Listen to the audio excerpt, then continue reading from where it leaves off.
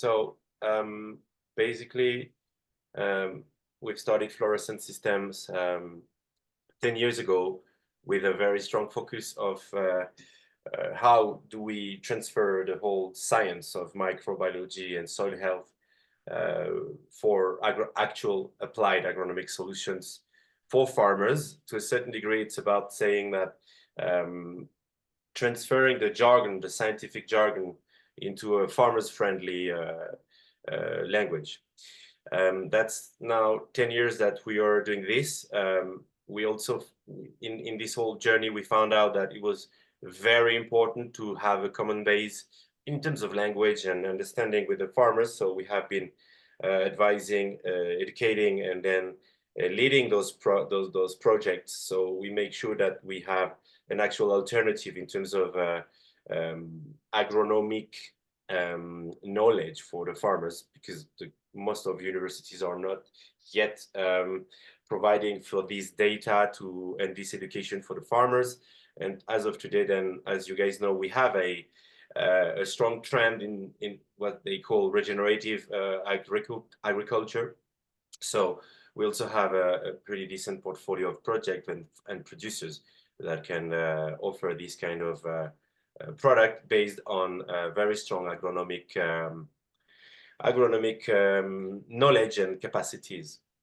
This is the main four fields where we work.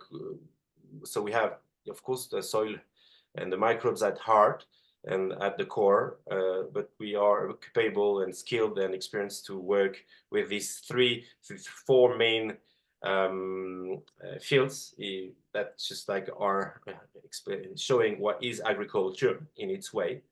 So we've been transitioning systems from conventional to regenerative, and we're gonna go ahead with this little project that we had with tobacco.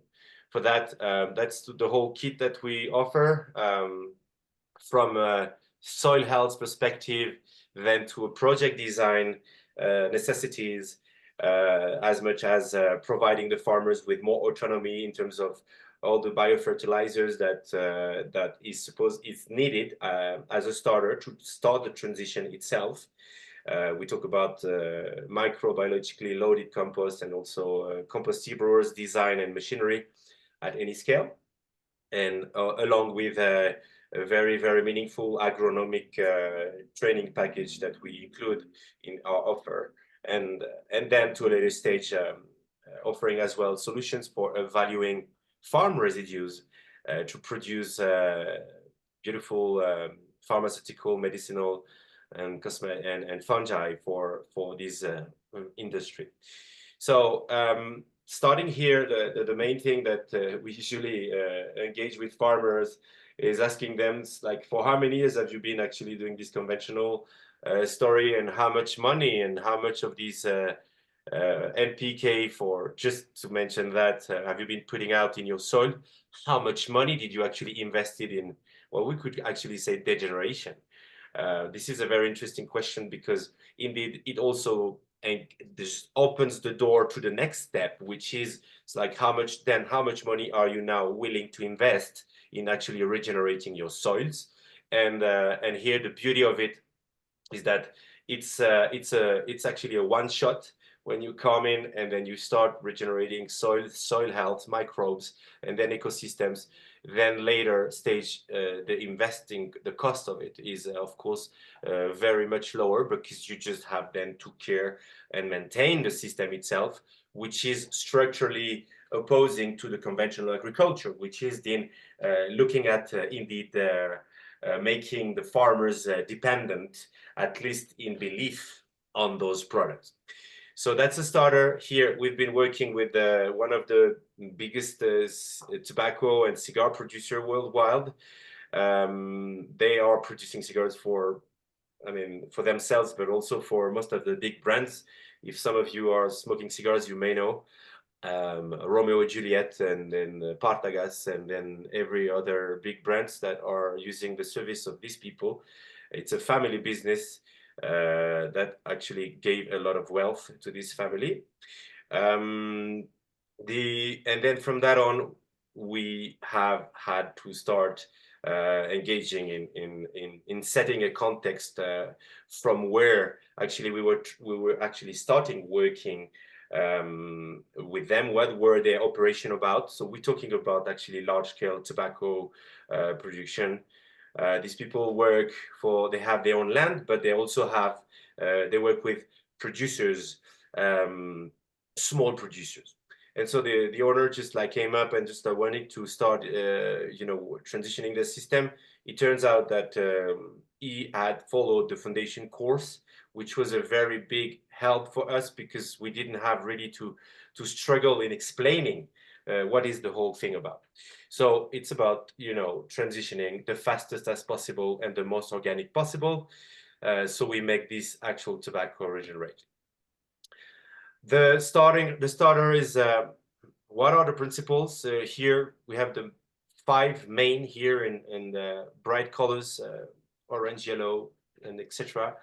That are the basics that we need to actually apply regenerative agriculture. We won't really engage further in what these are, but in this one we add the 3 other one, which is actually add trees as much as possible to accelerate the whole ecosystem restoration in itself.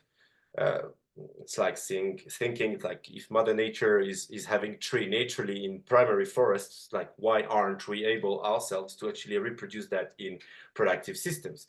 As if some people ask you like and tell you like humans are intelligent, I'd say yeah, to what level? Is this intelligence executed on land for farming? Then the context, of course, but also the commitment of the whole team that would receive the actual transitioning toolbox, I'd say.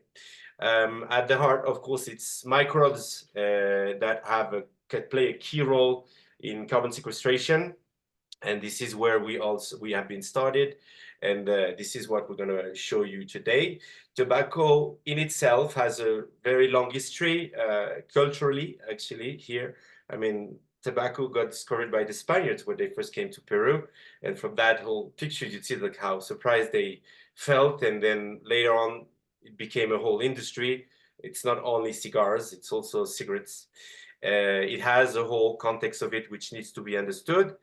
And so also the social side of things that we had to consider is the context, which means like how the whole thing is produced.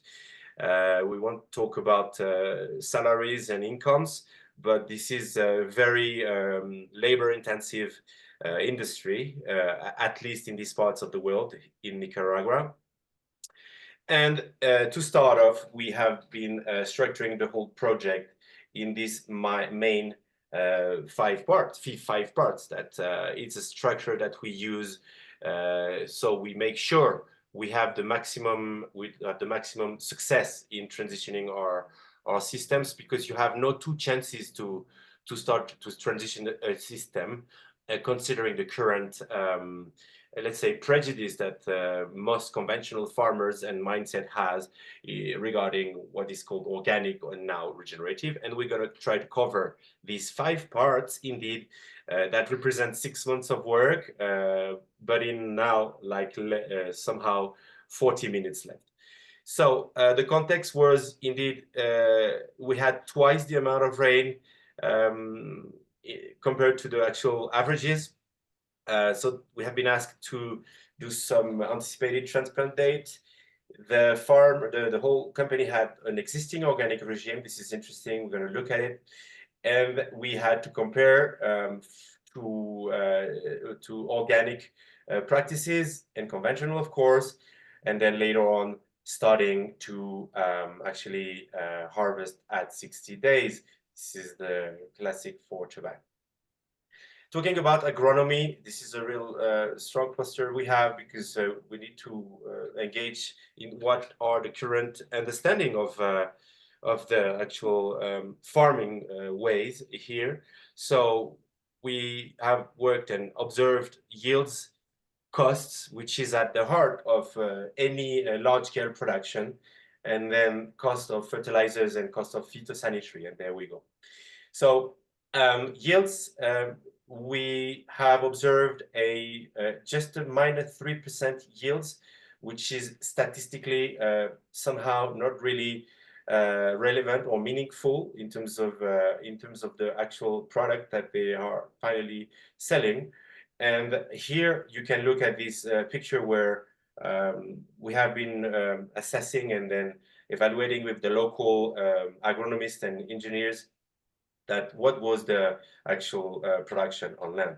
This compares to the actual conventional here, that you can actually see the different of shapes and colors of those plants, and also the widths coming up.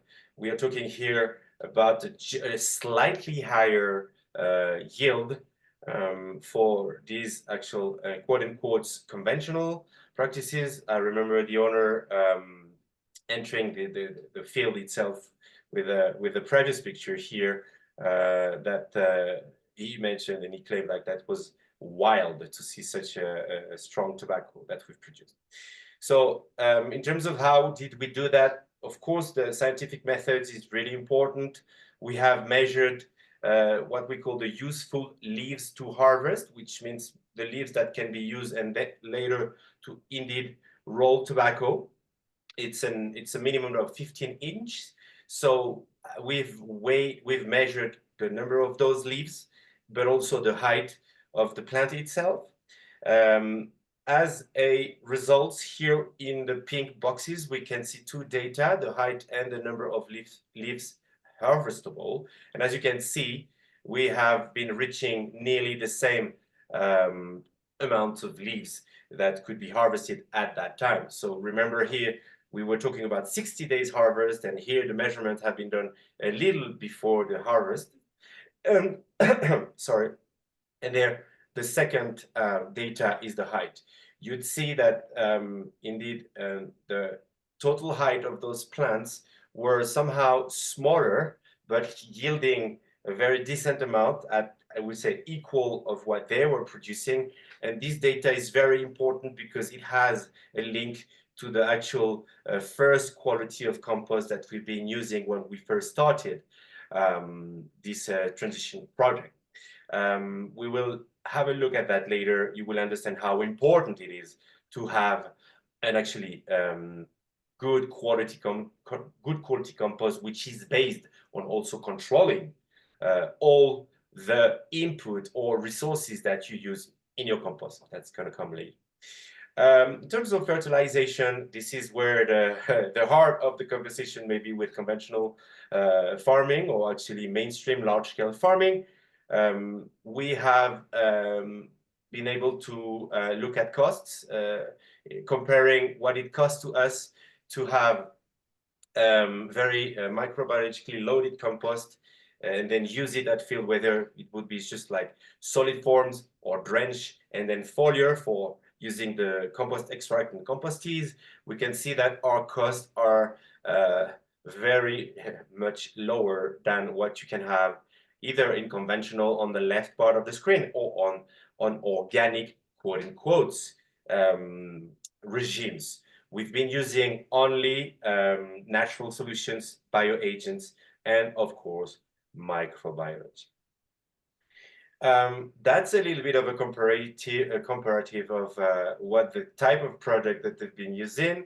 So they call that organic. I call that just like use the same existing product, paint it in green, call that organic, and then put that out and sell it probably 50% higher price that you'd pay a conventional or synthetic product. On our side, on the right, I was mentioning we've been using microbiologically loaded compost, vermicompost, bokashi, and viols, which are also products that are branching out from the compost itself, very useful, we recognize, and also bioagents to stimulate the microbiology and then the let's say the symbiosis relationship at rhizosphere level and plant health. What were really the actual protocol in terms of the actual fertilization regime? As I was mentioning, we had like these three main tools, which is solid compost, but also compost extract / tea inoculated at drench, used with bioagents that I was mentioning previously. And also for the phytosanitary approach, we've used organic products that they were already having, that also helped to have beautiful results in terms of plant health, and then how little they were impacted with actually pests and diseases. We're going to look at that later in this presentation. So talking about pests and phytosanitary, this is where the farmer starts to sweat and be scared. It's like asking, oh, how will we be protecting our crops for our upcoming revenue streams? And this is also what we've been also working at that scale. The farmers have field monitoring, and we've been using this. So we had a weekly monitoring of the incidence of those pests and diseases, and we could witness that the total number of pests that we had were lower than theirs. So here you have two sort of pests and disease established here. So on the left you have like more like fungal disease related, and then on the right you have more like insects and worms type disease, and then flies, and then white flies, and then aphids, and all these kind of things. On our side, we just had like 7 in total appearing on a very acceptable levels. Sorry about the definition and the numbers here, but 7 in total that were then compared to 11 on their side. So let me go to the next slide here. So you can see here, this is the same monitoring, the same structure of monitoring the pests and diseases. And here you can see that instead of 7 that we had, these people had on their conventional and / organic a total of 11. Now I'd like you to look at these 2 red boxes that we're going to look right after. We see a surge in this aphids impact, and this is related to the surrounding management of the actual plot where we're working, and we're going to deal with this from an ecosystem point of view. You guys will see. So in terms of cost, again, as much as we had less impact and we were very, let's say, live monitoring, we had the capacity to substitute or reduce the use of those products. Here really like plant-based phytosanitary repelling or plant protecting product, and here as well you can see that the numbers of our costs were very decently reduced. Now reviewing the whole cost itself, we can just like look at how much did it cost us to produce this regenerative tobacco here. So those percentages shows that we are pretty competitive in terms of the structural cost. The next conversation would be the workforce to execute that.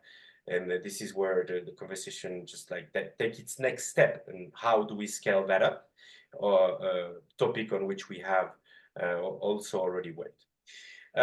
Now engaging in ecosystem design, which is also very key to transition any system. So we will look at it from the larger picture in terms of farm design and see what we've done and its results, then zooming in from compaction itself to soil bulk density to the results on soil microbiology. So here, in terms of design, you remember that we had this objective to create ecosystems, and here you can see that the farmers and then the whole engineers and agronomists had the good idea to set some cover crops before, and then you can see that we had decided to keep these cover crops on the central part of the picture, right picture. On the left part of it, you can see as well that we have been starting to design and then set up a let's call that servicing trees and then crops, where we had put a whole set of plants and bushes, and then plants, and then graminea as well. So the idea was to recreate an ecosystem where the tobacco could grow and not damage the rest of the cover crop as long as it was necessary. Also, we have engaged in having some companion planting with the tobacco, which here you can see on the left picture, we have Canavalia, which is a legume. It has been really helpful in terms of like misleading the pest and disease, quote unquote, to go chew on a very much more palatable crop and keep our tobacco safe. On the right side picture, you can see as well that these service lines where we had put all those servicing corridors, that we see some sorghum emerging that were actually the shelter of a whole life, including sheltering and keeping the pest in these zones and not coming to our tobacco. And we're going to see that with numbers. Later stage, they've been also just like diversifying their strategy, and here putting some sunflowers in the same like regenerative tobacco. This is second season. Now back at these two dates and the relationship with ecosystem itself. So you see that here on our plots, as much as on their plots, you see that you have a surge between 1 day and 5 days later, and this is linked to a very simple fact. The surrounding fields were covered with a cover plant, as Elaine would say, and they had been plowing the whole surroundings. And right after the plowing, we had a surge of those aphids coming into our plants. And you can see that then the trends went up until the plants could be actually supporting the aphids themselves. So what does that say in terms of ecosystem and in terms of restoration and regenerative of any type farming? Well, you need to have an ecosystem surrounding your crops, so you make sure that you feed everyone and you give a home to everyone, because if you don't, well, then this pest and disease will come to your crop. So now talking about compaction, we could witness a massive decompaction effect on what we've been doing. So more 178% of death compared to the conventional practices, which is also had a very, very strong relationship to the plant health itself. We don't want compaction.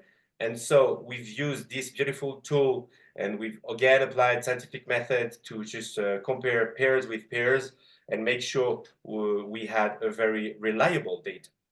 So compaction, we have been asked when we started, did we want to plow the whole field again and then recreate this compaction layer? Of course, we said no. That's why we've worked with horse.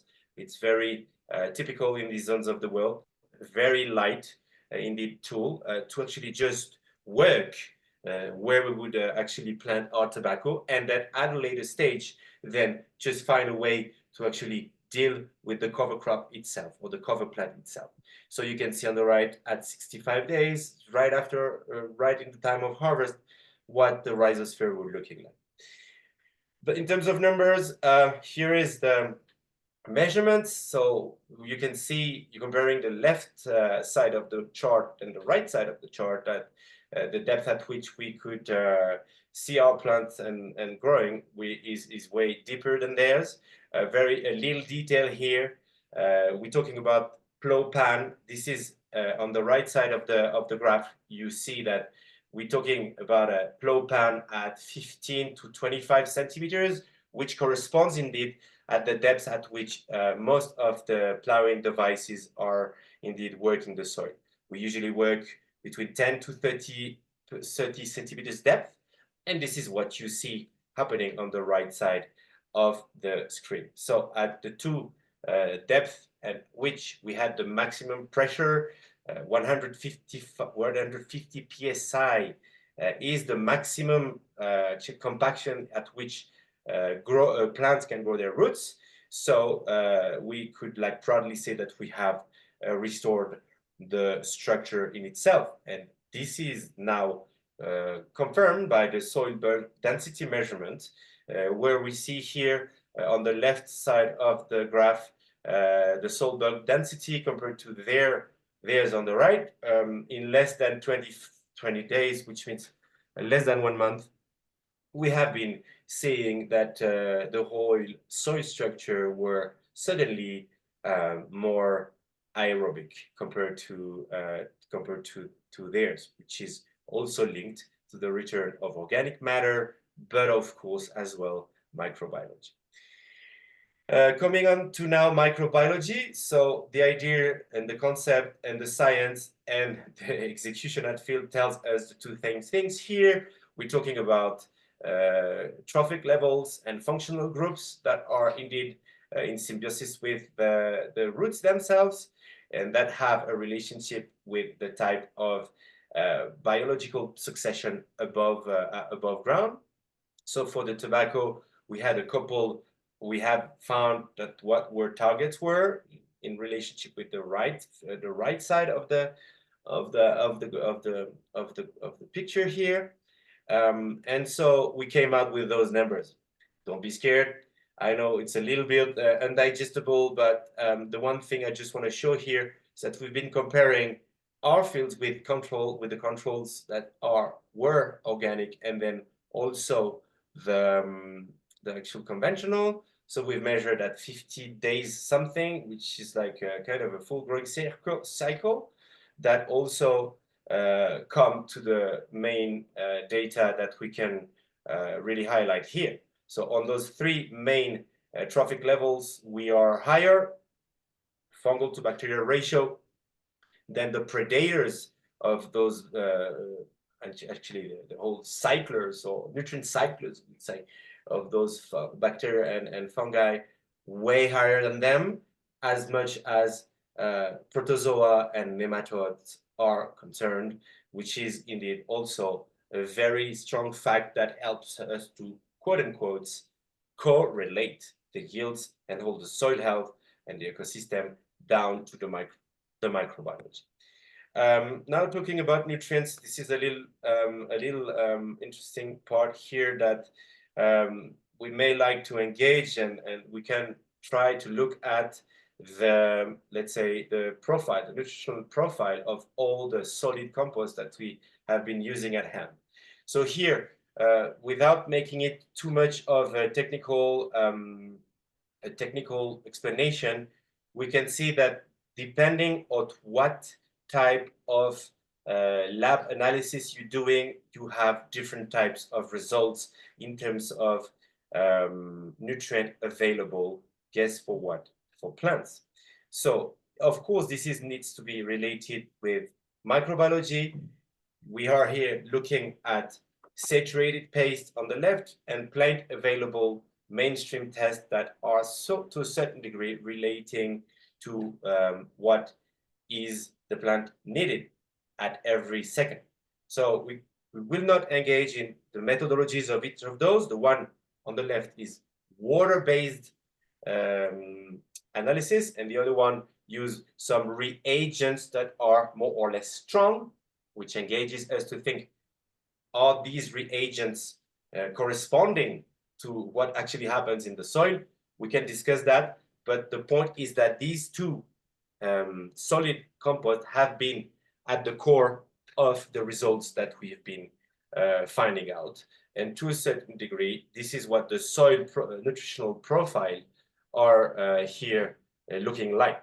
So basically, we are comparing their plots with ours, and if we just look at the right side of the picture here, from a plant available point of view, we can see that we have some sort of a similar profile in terms of what is available and then how and when for the plants. So basically, we can choose which one we want as an extra indicator of soil health. On our side, we know that this is correlated to the microbiology itself as nutrient cycling for our plants. So that's also something that has been very, very, very interesting in terms of results. Talking about pH, because it's also part of the whole current, let's say, semantic on the conventional side of things. So we've been looking pH of our own composts, and then the supposedly bokashi that people were willing to do. We can see that pH here are on the left side of this bokashi is a little bit on the outside, on the edge of it, compared to our vermicompost. point making here is that this bokashi, and as much as this vermicompost that we've been using, had them been diluted in indeed compost extract and compost tea. So the pH indeed got lowered, and we also measured our compost extract pH, and so we were full in range for maximum nutrient availability for our plants. This has been also applied to compare the soil profile themselves with the pH data. And we can see here on the left part of the graph that in less than 4 weeks, our pH got really in the sweet zone, entering the sweet zone compared to theirs. Could have been interesting to see how high we went at the end of the growing season, but we were not there anymore. So, but here the point is also making a correlation also between one system that use microbiology and one system that doesn't. So people talk a lot like how pH is important. We have been proving that also the microbiology here has its role in correcting or just giving the plant what it needs at its at second per second, right? Continuing on, very, very, very strong part here, the actual phytoremediation. What happened? It's a very, very, very, very interesting story. I was mentioning earlier about the difference of size of those plants, our plants and their plants, and we could find out that we had indeed a problem in the compost that they were initially producing, and we're going to see how. So when we first started and then transplanting our tobacco, the agronomists and then the engineers and then the field managers didn't miss the opportunity to tell us that we had a problem with our plants. And so we didn't lose that chance to tell them that they also had the same symptom here on their plants that were already also found out in the neighbors. You can see the leaf curling at the end of it, and this is due to the following two pictures here. Some of you may think and know and maybe remember what these 2,4-D is about and how these 2,4-D ended up in our compost, because the current operations were actually using cow manure coming from the neighbors, not from the owner's cows, because they had a kind of a target and a name to actually produce a lot of those.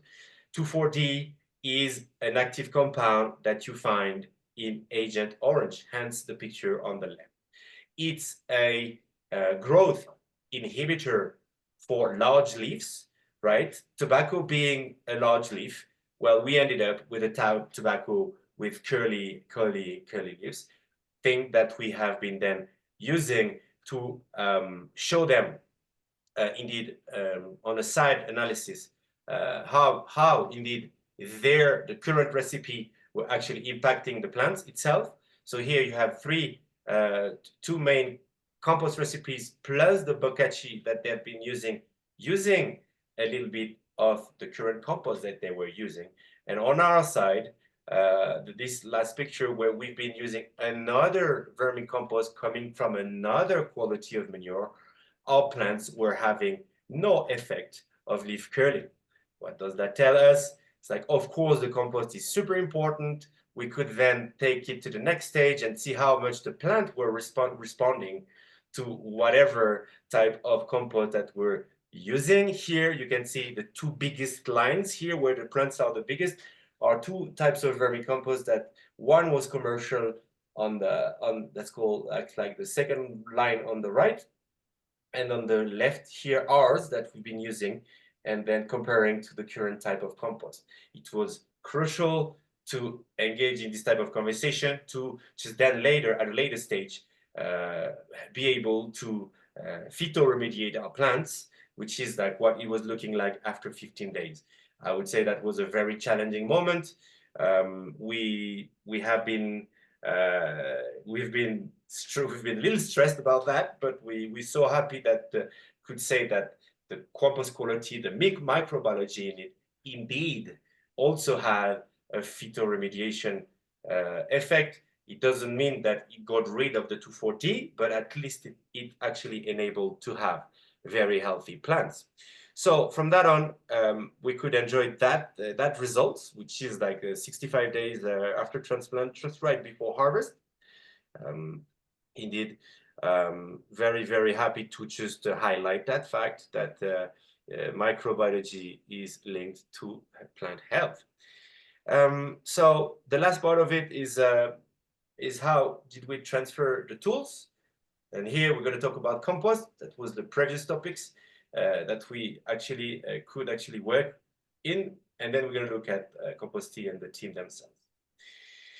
So these indeed two pictures are showing what was the current state of the art before we came in. And on the right, this is what we have been then doing later.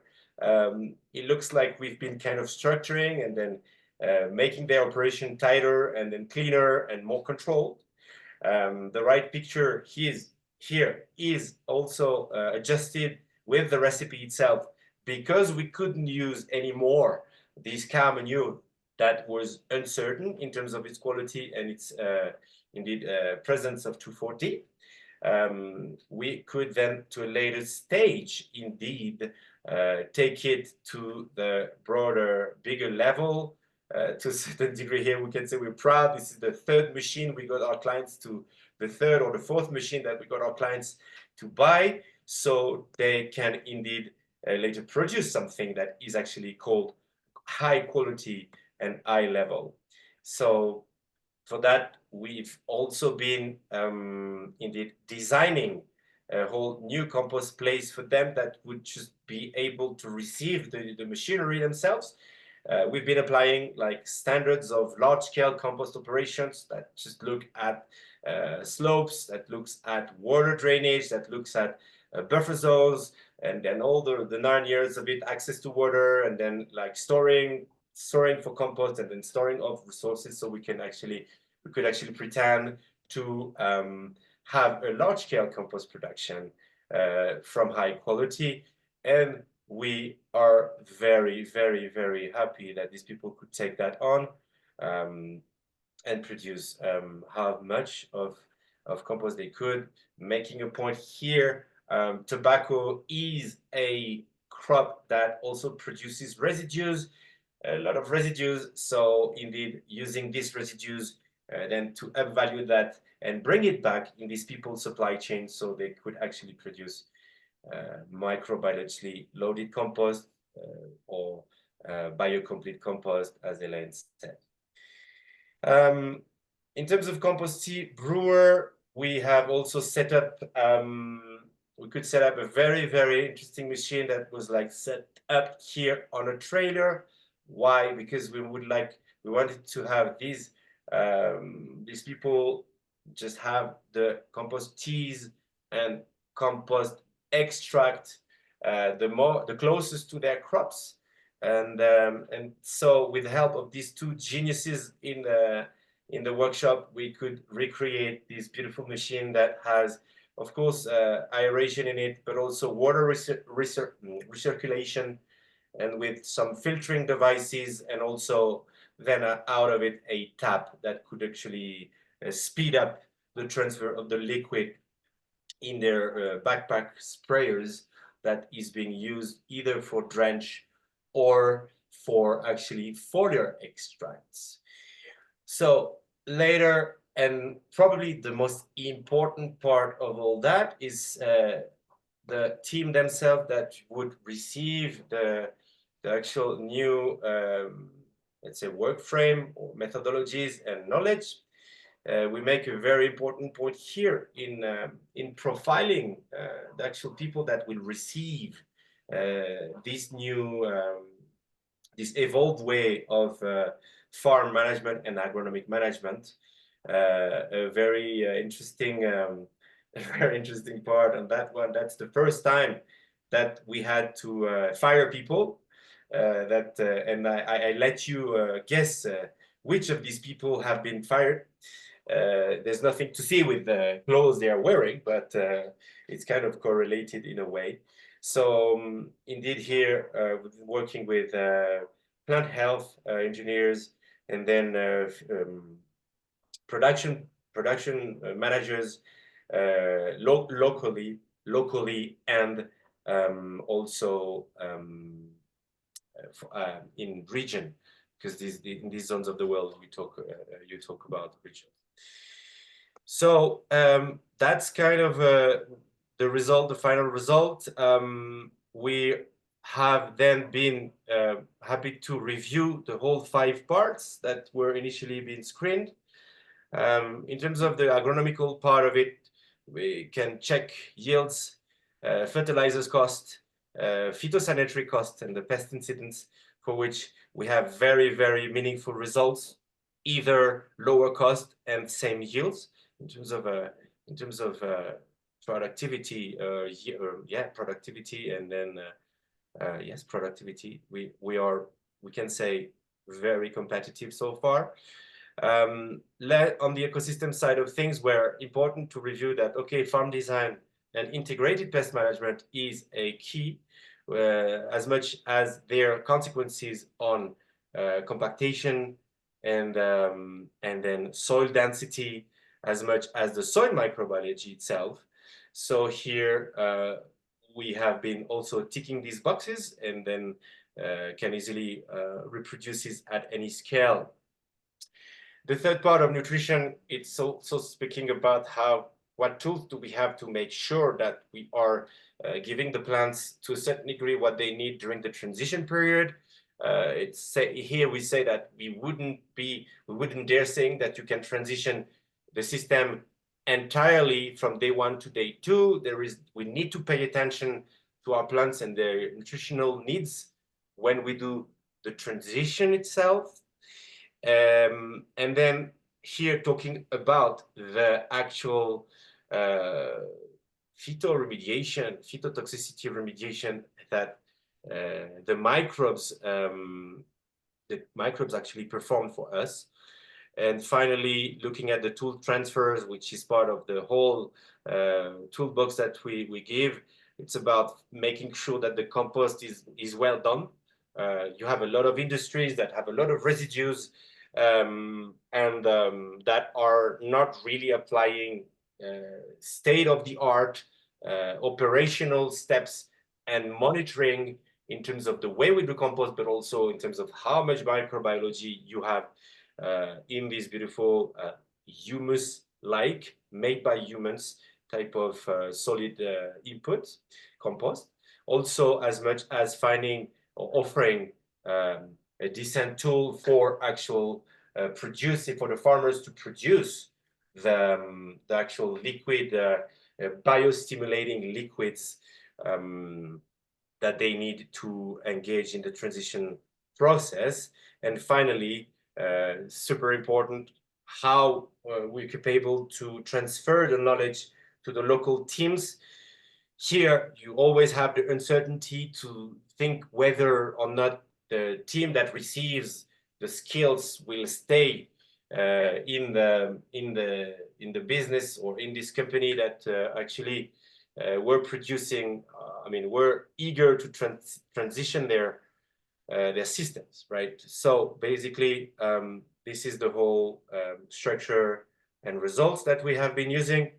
So this is what we do. I think here and now I can just come back to not the presentation, but myself, just making a quick word. So yes, you can find us online with this data that I just showed. But the point is like just making a quick comment on how important is it to have the farmer understand that the transition is a process, right? It's not a product, right? We take a system from point A to point B, from point extractive to point regenerative in a way. Then the next step is about adjusting the system itself in terms of all the data and the tools that we're using for doing it. And then at a later stage, it's to maintain the system itself. And the last word, indeed, to close, and I'm going to finish on the gong, nearly 45 minutes. I'm just making a da-da-da thing. Yes, we can upscale this. It's not a matter of whether or not it works. We have example all over the world that says that yes, it works. It's about the willingness of the farmer to engage with us or any other consultant to define and find out, adjust their tools and their know-how to then scale that up. So when we think about scale that up, then we engage to the next step, which is machinery, and then cover crops and ecosystems and all the rest of it. And at that stage, I'm like 3, 2, 1, 0.